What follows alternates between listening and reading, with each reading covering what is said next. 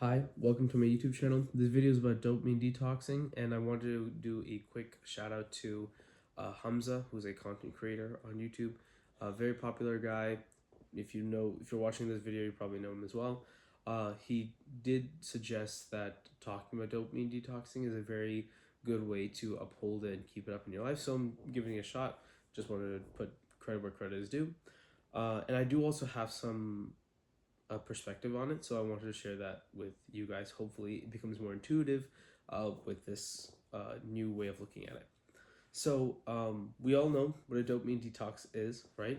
And we know really how it works. So I wanted to quickly explain it, and I also wanted to show you a better way of thinking about it. So we know like the basic graph of it, right? You have a baseline of dopamine, then you spike it with something, right? Whether what like junk food, binging TV, doom scrolling, whatever it is, right? And then when you finish the activity, it crashes, and it goes below the baseline. That's the key part, right? Below the baseline, ends here, starts here, um, and that process is a little misguided, right? It doesn't entirely make a lot of sense, right? Why would your body punish you for just being happy or pursuing happiness, right? Wouldn't your body like want that? Didn't it tempt you to do it in the first place? So it doesn't always make a lot of sense to a lot of people. So I wanted to use a different analogy to make this make more sense, right? So this is how insulin works in the body, and it actually is very, very similar. So just see if you can catch on, right? So you have a base amount of insulin in your body, right? Or insulin sensitivity, right? Sensitivity is a very, very important word, so remember it. Insulin sensitivity, this is like your baseline of it, right? When you put in a lot of sugar, right? Like sugar. This insulin spikes up, right? It is poured into your bloodstream to try to clean up all that sugar, and it goes up, up, up, up, up, up, up, right? That's the amount of insulin in your body. But what happens is all this insulin is now just flooded into your system. So you're with your insulin sensitivity here, it's gauged for insulin that is here. But because of the sugar spike, the insulin is here. So what happens to your insulin sensitivity? This needs to lower because the body cannot like it's not sustainable to register insulin or like the power of insulin when it's there when there's this much of it, right? So it needs to numb itself to the effect of insulin a little bit because of such a high content of insulin. And when this starts teetering off, the body keeps this because it's trying to prepare for the new reality that you've just introduced to it, right? If you're if you're getting used to the fact of that you eat a lot of sugar and you eat a lot of a lot of food throughout the day, right? The body gets used to having a lower and lower and lower insulin sensitivity to make sure that it doesn't it doesn't experience such a intense and overwhelming insulin effect, right? So it doesn't like attack its own blood sugar so much. So the importance of sensitivity is really the key behind, well, insulin. This same thing applies to dopamine. When your dopamine sensitivity is here, right? This is gauged to when your baseline motivation and dopaminergic concentration within your whole body is like here as well. It matches it, right? But when you spike the amount of dopamine in your body, right? It's a very calculated amount, right? Like the dopamine is being poured into your system. It's being like it's rising up, it's working its magic, right? The amount of sensitivity that you have to it needs to compensate for the amount that is being increased. You'll notice like when you get a urge or a temptation within you, right?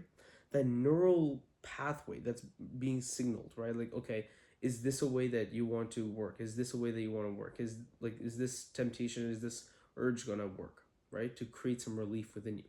And so it's going to create a lot of motivation, a lot of like intensity and attention towards that thing. So as you like crave, these are cravings, right? As you crave that food or that really, really dopamine inducing activity, this sensitivity is also starting to teeter a little bit, starting to falter. as the dopamine increases, right? And as you indulge in it, whatever it is, right? Over time, this sensitivity will start lowering itself if you keep doing this.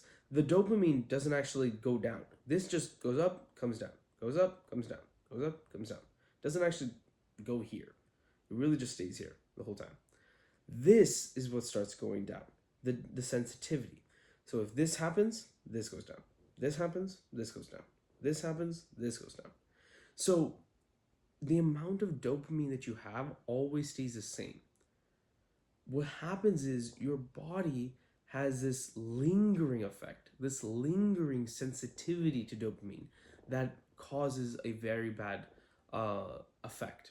That's why when you eat junk food, like before you just feel normal, then like right before you eat junk food, you get this sudden urge and craving to eat it. Then you eat the junk food. All of that happened, right? All of that motivation is there, and the motivation is still with you, right? But you just feel like suckier. You just don't feel very, very good. That's not because you're feeling demotivated. That doesn't really make sense. It means that you don't feel the motivation, right? You can't feel motivated, right? No matter how much you try to, you can't feel it, right? You really do. You try to like do some push-ups. You try to walk it off. You try to maybe even journal about it, fast a little, drink some water. You try to compensate, but you know that little binge eating thing that you just did just ruined your whole day because you can't access motivation anymore because it's down here. You literally cannot feel it. The sensitivity, your ability to sense motivation is lowered. So if you keep eating junk food, look how much it lowers, right? Do it once, yes, it'll go down a little, but it'll come back up if you don't spike it again. So every time you spike it, you create this motion, right? Notice the sensitivity keeps going down, down, down, down, down because your body's trying to adjust to this new reality that you're creating for it. So how do you fix this? The way you do it is you go down. You do things that not that don't remove dopamine per se, but rather go against dopamine, that don't use dopamine. So when you don't use dopamine to do something, right? Say willpower. Willpower is a mental effort. It means that you're creating a mental neural pathway to try to force yourself to do something. So going for a run, doing training, deep work, sleeping on time, right? Staying home instead of going out with friends. There's a lot of opportunities in your life to be disciplined, to use willpower. And every time you enforce discipline and willpower within your life, right, just one aspect, what happens is, well, dopamine doesn't change. It doesn't go down because your body doesn't want to feel demotivated. But what it will do is it will increase the sensitivity to the dopamine that is already within your system. And so you have this natural, very, very innate sense of motivation. You just feel motivated to do things because you're instilling within yourself this new reality that you do hard things. And so your body doesn't want you to go into hard things, try to force yourself. It wants you to be motivated going into hard things, right? If you live a hard fought life where you have to clock into work every single day, it's like a laborious job. Your body doesn't want to be like taxed mentally every single time you go into work, right? Every single day. If that's your new reality, that's your new reality, right? So the body has to adjust, the mind has to adjust. So it increases the sensitivity to dopamine. It says, hey, you're not getting a lot of happiness here. You're not getting a lot of pleasure. So here's what I'm going to do. Even the smallest amount of pleasure that you can possibly feel, I'm going to help you feel it. So even if you have, with this high amount of dopamine sensitivity, even if you have like the littlest boop spike in dopamine, it'll just feel ecstatic. It'll feel incredible, so peaceful, so serene, so pure and natural because your dopamine sensitivity is this high. It's been built up because you've been doing this like willpower, hard, like grunt work activity. It compensates, it goes up. You do it again, you go under, you do this really hard, hard fought activity, it goes up again, right? And so, deep work, sleeping on time, staying home from friends, whatever it is, right? Uh, exercising, going to school on time, helping your sisters, building good relationships. See, it goes up. So understanding that there's a difference between the work you do and the resulting effect on your body is an incredibly important distinction. It's not like this then this, right? It's not like this action creates this dopamine thing and that's all that happens. No. There's this greater scale here. There's this greater innate sensitivity within your entire system that carries it throughout the entire day. It's a systemic thing. It affects everything you do. So one activity, right? One little thing that you do here, maybe it's in the morning routine, maybe it's just spending too much time, doom scrolling in your room or whatever it is. That one activity can affect your entire week because it's affecting your entire system, right? That one activity changes the dopamine sensitivity for everything you do, right? It's like you're playing with sensitivities in a game, right?